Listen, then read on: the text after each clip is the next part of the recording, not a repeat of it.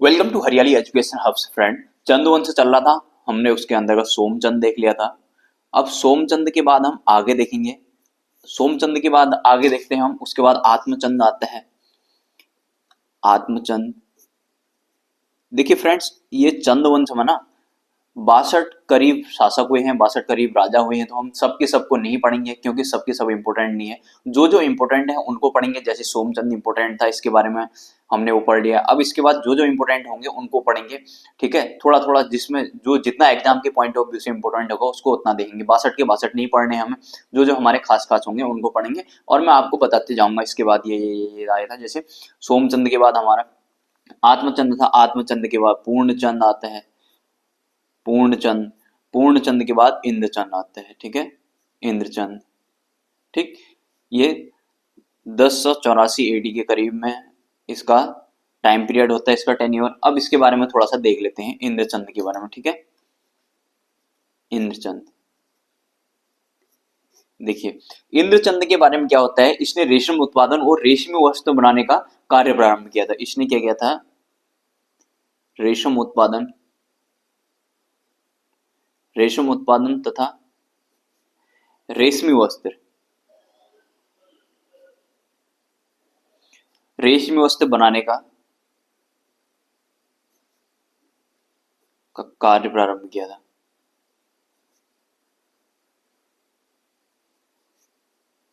ठीक है, और मैंने कल भी बताया जैसे कि ये इंद्रचंद के समय में एक झूठी खबर फैलाने को क्या कहा जाता था?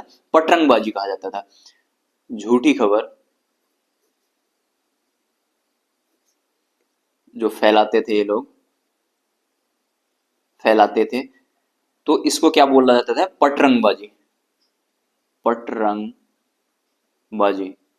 इसको पटरंगबाजी कहा जाता था। ठीक है, देखिए इनका कहना क्या था? ये पटरंगबाजी से इनका बोलना था कि ये जो हमारा रेशम का उत्पादन और रेशमी वस्त्र का जो कारोबार है वो बढ़ता है, रेशम उत्पादन बढ़ता है, इनका ये कहना था। ठीक है, इंद्रचंद के टाइम में पटरंगबाजी किसके समय में प्रचलित थी? तो आएगा तो क्वेश्चन वहां पर इंद्रचंद होगा। ठीक है, इंद्रचंद के बाद हम देखते हैं अगला शासक।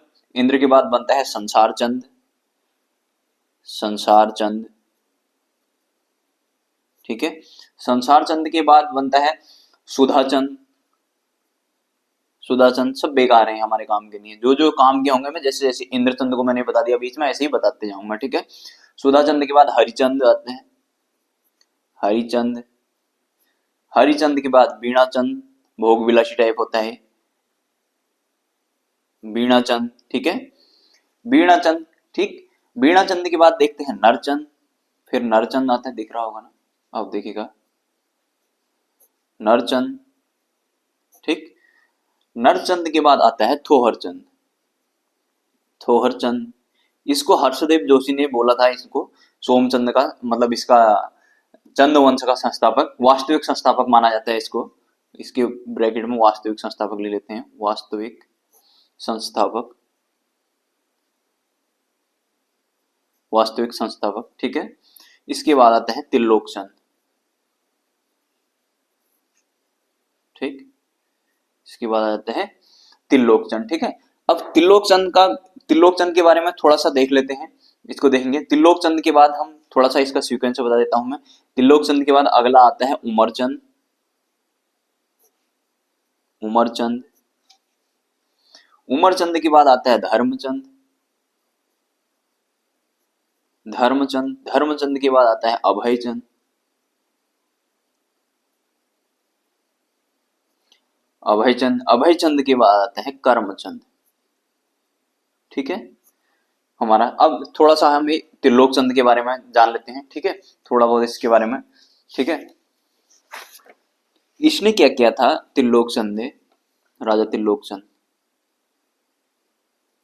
त्रिलोक, जो जो इंपोर्टेंट होंगे मैं उनको बताते जाऊंगा, जो बेकार होंगे मतलब एक सीक्वेंस आप लोगों को बताते जाऊंगा मैं, बस हो गया। ठीक है, तो उनसे कुछ नहीं पूछा जाता है। ठीक है, त्रिलोकचंद, त्रिलोकचंद ने इसने क्या किया था? छकाथा राज्य को जीतकर अपने राज्य में मिलाया था तथा भीमताल में एक किला बनाया था, इसने सुरक्षा घेरा बनाया था। ठीक है, छकाथा, इसने क्या किया था? छकाथा राज्य को जीतकर अपने राज्य में मिलाया था, अपने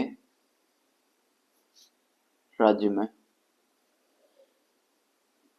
मिलाया था, ठीक है। और भीमताल में एक किला बनाया था, भीमताल में एक किला बनवाया था, ठीक। अभी छखाता जो है ना, खता, छखाता का मतलब हो गया छह खत्ते, छखाता, ठीक है। छखाता का मतलब क्या हुआ, छह खत्ते, छह खत्ते, ठीक है। छह खत्ते, खत्ते का मतलब जैसे हमारे यहाँ पहाड़ी में इसको खाओ नहीं बोलते, खाओ पानी खाओ, वो मतलब तालाब, इसका मतलब क्या हुआ, तालाब। छह तालाब, मतलब छह तालाब होंगे ना वहाँ।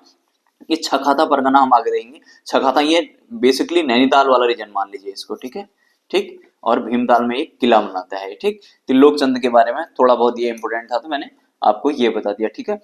अब हम आगे देख लेते हैं गरुड़ ज्ञानचंद, ठीक है। उसके बाद हमारा गरुड़ ज्ञानचंद आ जाएगा। हमने यहाँ पर सीक्वेंस यहाँ तक चले गए थे हम, ठीक है। उसमें हमारा त्रिलोक चंद देख लिया था हमने, त्रिलोक चंद को देखा। अब इसके बाद हम नेक्स्ट देख लेते हैं गरुड़ ज्ञानचंद, ये इंपॉर्टेंट हो जाता है, ठीक है। गरुड़ ज्ञानचंद को देखेंगे, गरुड़ ज्ञानचंद, ठीक। ये थोड़ा थोड़ा इंपॉर्टेंट हो जाता है, इसको देख लेते हैं। इसने गरुड़ की उपाधि धारण की जो कि इसे फिरोज शाह तुगलक ने दी थी, ठीक है। इसने गरुड़ की उपाधि धारण की थी, ज्ञानचंद था वैसे इसका नाम, गरुड़ की उपाधि धारण की थी इसने, उपाधि ली थी, ठीक है। इसको ये किसने दी थी, फिरोज शाह तुगलक ने। जब इंडियन हिस्ट्री देखेंगे ना मिडाइवल में, तो फिरोज शाह तुगलक ने दी थी, एफएसटी ने, फिरोज शाह तुगलक ने इसको, तुगलक वंश में पढ़ेंगे इसको, फिरोज शाह तुगलक ने इसको ये उपाधि दी थी, ठीक है। इतना ध्यान रखना। फिरोज शाह तुगलक ने तराई का क्षेत्र जो कटेहरों के पास था, रोहिल्लों के पास था, ठीक है, जो बरेली वाला रीजन, ये मान के चलिए आप लोग, ज्ञानचंद को सौंपा था। ये जो एफएसटी था ना, इस एफएसटी ने क्या किया था, फिरोज शाह तुगलक है ना, इसका नाम फिरोज शाह तुगलक है, इसने क्या किया था, जो तराई वाला क्षेत्र था, तराई वाला क्षेत्र, ठीक है, तराई वाला क्षेत्र क्या किया था, इस ज्ञानचंद को सौंपा था, ज्ञानचंद को सौंपा था, सौंपा था। क्योंकि सेंट्रल पावर तो उस टाइम ये हुए ना तुगलक लोग, ठीक है। जब इंडियन वहां पर हिस्ट्री देखेंगे तो मिडाइवल में पढ़ाऊंगा इन लोगों को, आप तुगलक वंश को, ठीक है। ये एमबीटी वगैरह, मोहम्मद बिन तुगलक, फिरोज शाह तुगलक, ये सारे, ठीक है, तुगलक वंश को वहां देखेंगे, ठीक। इसको तराई वाला क्षेत्र को किसको, ज्ञानचंद को सौंपा था। ये किसके पास था, नहीं तो कटेहर, इनको कटेहर या रोहिल्ले बोलते थे, कटेहर रोहिल्ले, ठीक है। ये बरेली वाला रीजन समझो, बरेली वाला रीजन, ठीक है। ये अभी का तराई की बात करें तो यूएस नगर से लेकर ये इधर को बरेली वाला, ठीक है। जब मैंने उत्तराखंड के, मैंने आपको बताया था ना, जब सीमाएं बता रहा था मैं आप लोगों को, एक छोटा सा रफ सा मैं आपको ये बता रहा हूँ उत्तराखंड का मैप। देखिए ये वाला जो था ना, मैंने यहाँ पर आप लोगों को जब मैंने सीमा बताई थी यहाँ और को, ये यूएस नगर है ना हमारा, तो यहाँ पर को मैंने क्या बताया था, पीलीभीत, बरेली, रामपुर, मुरादाबाद, फिर इधर को बिजनौर, फिर उसके बाद इधर को हमारा मुजफ्फरनगर और इधर को सहारनपुर, ये वाली मैंने क्या बताई थी, ये बाउंड्री बताई थी। तो ये जो बरेली पीलीभीत वाला ये रीजन है, इसकी बात हो रही है, ये कटेहर वाला, ठीक है। ये कटेहर है और रोहिल्लो वाला था, मतलब इन लोगों के पास था ही। इन लोगों से लेकर एफएसटी ने, फिरोज शाह तुगलक ने किसको दिया, इस ज्ञानचंद को दिया, गरुड़ ज्ञानचंद को, ठीक है। इतना ध्यान रखना, ठीक। ये वाला इलाका पूरा तराई वाला इलाका आता है, ठीक है। इसके सेनापति, नेक्स्ट पे ले, चलिए मैं यहाँ पर बता देता हूँ। इसका सेनापति था एक नीलू कठायत, नीलू कठायत सेनापति था गरुड़ ज्ञानचंद का, हाँ इसका, गरुड़ ज्ञानचंद का एक सेनापति था नीलू कठायत। इसकी वीरता की कहानियां प्रसिद्ध हैं, ये जो नीलू कठायत है इसकी क्या वीरता की कहानियां प्रसिद्ध हैं, ठीक है। राजा ने इसे 3 गांव माल के 12 ज्यूला जमीन दी थी, ठीक है। नीलू कोठायत के प्रति राजा को भड़काता था ये जस्सा। देखिए यहाँ पर जस्सा वगैरह, यहाँ पर जस्सा और ये सब, मतलब यहाँ पर दरबारी षड्यंत्र चलता था, ठीक है। बीरूपुर सूची, इस प्रकार से जस्सा उसका दूसरा सेनापति था, ठीक है। ये मतलब प्रमुख सेनापति ये है। एक दूसरा सेनापति एक जस्सा भी था इसका, जस्सा। जस्सा क्या करता था, इसके प्रति भड़काते रहता था। एग्जाम में नहीं आएगा, चलिए छोड़िए उसको, नहीं देखते हैं। कहने का मतलब इसका एक जो नीलू कोठायत क्या किस पर सेनापति था, अगर आएगा तो गरुड़ ज्ञानचंद का, ठीक है। नीलू कोठायत की काफी कहानियां भी प्रचलित हैं, ठीक है। काफी प्रसिद्ध था, इसकी वीर था, मतलब एक वीर योद्धा था, इतना समझना आप, वीर योद्धा था, बहुत बेकार की, उनको कोई फायदा नहीं है वहां से, एग्जाम में बनने वाला नहीं है, ठीक है। तो आप सिर्फ इतना याद रख लेना कि गरुण ज्ञानचंद का ये जो नीलू गठाए थे ये इसका सेनापति था, ठीक है, मेन सेनापति। एक जस्सा भी था वो, मतलब वही होता है ना प्रतिद्वंदी और एक दूसरे को, तो फिर वो कहीं न कहीं वो वाली बात आ जाती है ना, अपनी जगह बनाने वाली बात आ जाती है, ठीक है। राजा ने इसे 3 गांव माल के बार जूला जमीन दी थी, ठीक है। नीलू के प्रति राजा को ये भड़काते रहता था, ये जस्सा जो था, ठीक है। तो वहां पर जैसे कोई एक थोड़ा अपने से ज्यादा होगा, वो कोई देख नहीं पाता है ना उसको कि यार मेरे से ऊपर है, तो मैं अपनी जगह बनाने के लिए अगर वो काबिल नहीं होगा तो सीधे सीधे ना लेके फिर वो इनडायरेक्ट मेथड अपनाता है, उसके लिए यही बेकार चीज है, ठीक है। नेक्स्ट देखते हैं, गरुड़ ज्ञानचंद हो गया। गरुड़ ज्ञानचंद में आपने क्या देखना है, गरुड़ की उपाधि इसको किसने दी, एफएसटी ने, फिरोज शाह तुगलक ने। और फिरोज शाह तुगलक ने क्या किया, इसको तराई भाबर वाला क्षेत्र, जो तराई वाला क्षेत्र मेनली, इसको ज्ञानचंद को दिया, किससे, रोहिल्ले, रोहिल्ले सरदार थे जो कटेहरों से, और ये कौन सा हो गया, बरेली वाला रीजन, ठीक है। और इसका एक प्रमुख सेनापति कौन था, नीलो पठाई, ठीक है, जो कि काफी वीर योद्धा था, इसकी कहानियां प्रचलित हैं। उसके बाद देखते हैं हम गरुण ज्ञानचंद। गरुण ज्ञानचंद के बाद देखते हैं अगला आएगा हमारा हरिचंद। हरिचंद, हरिचंद के बाद उद्यान चंद आएगा, ठीक है, इसको पढ़ेंगे, उद्यान चंद, उद्यान है, उद्यान चंद।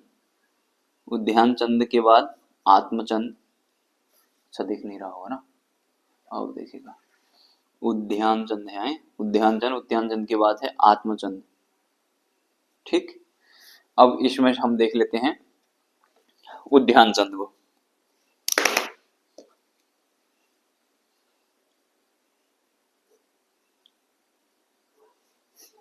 उद्यान चंद थोड़ा है, ठीक है। उद्यान चंद ये ज्ञानचंद का दादा था, ठीक है, ये समझ लीजिए आप लोग। हमने जो देखा था बीच में भी और भी आए होंगे ना, तो काफी, ये इसका दादा समझ लीजिए इसको, मतलब नहीं है एग्जाम में नहीं आएगा, छोड़िए उससे क्या मतलब, एक कोरिलेशन के लिए बता रहा हूं मैं, ठीक। इसने अनेक मंदिर बनाए और नौले बनवाए थे, ठीक है, इसने क्या किए, अनेक मंदिर तथा नौले बनाए, नौले वो पानी वाली नौले होते हैं ना, जो नौले बनवाए थे इसने, ठीक है। तथा बालेश्वर का मंदिर, बालेश्वर मंदिर तो जो था उसका जीर्णोद्धार किया, ये क्वेश्चन बनता है, ये जीर्णोद्धार किया इसने, ठीक है, किसका, बालेश्वर मंदिर का जीर्णोद्धार, ठीक, जीर्णोद्धार किया इसने किसका, बालेश्वर मंदिर का, बालेश्वर मंदिर, ठीक। इसके समय में गुजरात के एक ब्राह्मण आए थे श्रीचंद तिवारी करके, श्रीचंद तिवारी, ये गुजरात के ब्राह्मण आए थे, ठीक है, गुजरात का एक ब्राह्मण था, गुजरात का ब्राह्मण आए थे, ठीक है, काली कुमाऊं आए और इसने राजा राजा ने इसको क्या दी थी, जमीन दान दी थी। ये जो इसके समय में क्या हुआ, श्रीचंद तिवारी यहाँ गुजरात से यहाँ आए और राजा ने इसको, तिवारी जी को क्या की, जमीन दान दी, ठीक है, जमीन दान दी, इतना ध्यान रखना, ठीक है। श्रीचंद तिवारी जी को राजा ने, यानी कि उद्यान चंद ने जमीन दान दी थी, ठीक है। बालेश्वर मंदिर के जीर्णोद्धार में कुंज शर्मा तिवारी जी थे जो उनका योगदान दिया, ठीक है। बालेश्वर जो मंदिर है, बालेश्वर मंदिर, बालेश्वर मंदिर के जीर्णोद्धार, ये बताया ना मैंने भी, बालेश्वर मंदिर के जीर्णोद्धार, रिनोवेशन समझ लीजिए, ठीक है। जीर्णोद्धार में कुंज शर्मा तिवारी, कुंज शर्मा तिवारी ने अहम योगदान दिया, ठीक है, ने अहम योगदान दिया, ठीक है। जब मैं उत्तराखंड के स्रोत पढ़ा था ना, मैंने बहुत डिटेल में बताए हैं, बालेश्वर मंदिर ये वो करके, ठीक है।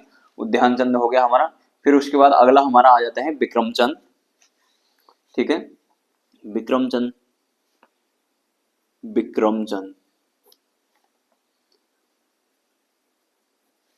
विक्रम चंद आ जाता है। इनका बालेश्वर मंदिर से क्या ताम्रपत्र मिला है, ठीक है, 7 मंदिर समूह हैं, बालेश्वर मंदिर से, बालेश्वर मंदिर से ताम्रपत्र मिला है इसको, ठीक है, ताम्रपत्र मिला है, ठीक, इतना ध्यान रखना। और ये जो बालेश्वर मंदिर समूह है ना, 7 मंदिरों का समूह है, 7 मंदिरों का समूह, 7 मंदिरों का समूह है। ठीक, बालेश्वर मंदिर, इतना ध्यान रखना। ठीक, पाताल रुद्रेश्वर भी चंपावत में ही है। चलिए अब हम यहाँ तक करते हैं। इसके बाद अब हम आ जाएगा हमारा अगला भारती चंद। भारती चंद काफी इंपॉर्टेंट है, इसके बारे में हम पढ़ेंगे भी, है ना। तो ये यहाँ पर नायक जाति ये वो करके इसने ये अभी तक की ये उसमें डोटी के अंदर चल रहे थे, वो फिर क्या करेगा, डोटी पर अटैक करेगा और वहां से दास्ता खत्म कर देता है अपने, है ना।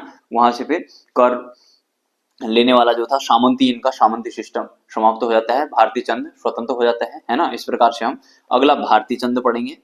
अभी यहीं तक करते हैं। ठीक है, भारती चंद थोड़ा इंपोर्टेंट है, तो एकदम नए सिरे से आपको एकदम फ्रेश करके पढ़ाऊंगा। भारती चंद पढ़ेंगे, फिर रत्न चंद पढ़ेंगे, कीर्ति चंद पढ़ेंगे, मानिक चंद पढ़ेंगे, भीष्म चंद, फिर हम अल्मोड़ा की ओर आ जाएंगे, बालो कल्याण चंद से। ठीक है, अभी ये चंपावत में चल रहा है। हाँ, सारी चीजें ये चंपावत में चल रही है।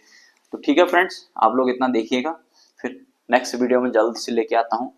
आप लोग जो नए साथी हैं तो आप लोग जाना पिछले वाले वीडियो में, वहां पर काफी चीजें मिलेंगी आप लोगों को। उत्तराखंड की हमने ज्योग्राफी पूरी डिटेल में कंप्लीट कर, बहुत सारी चीजें, मतलब उत्तराखंड का मेजर पोर्शन तो हमने कंप्लीट कर ही लिया यार। अभी उत्तराखंड में मिडाइवल में चंद चल रहा है, चंद के बाद पंवार आएंगे, फिर उसके बाद हमारा गोरखा, गोरखा के बाद अंग्रेज आ जाएंगे, अंग्रेजों का फिर पृथक राज्य उत्तराखंड में। इस प्रकार से चीजें जल्दी जल्दी समाप्त हो जाएंगी। आप लोग जाइएगा उधर, पूरी डिटेल में आप लोगों को बहुत सारी चीजें उधर मिल जाएंगी। ठीक है, तो चलिए फ्रेंड्स, इतना ही करते हैं, तब तक ध्यान रखिएगा अपना। Bye bye, take care.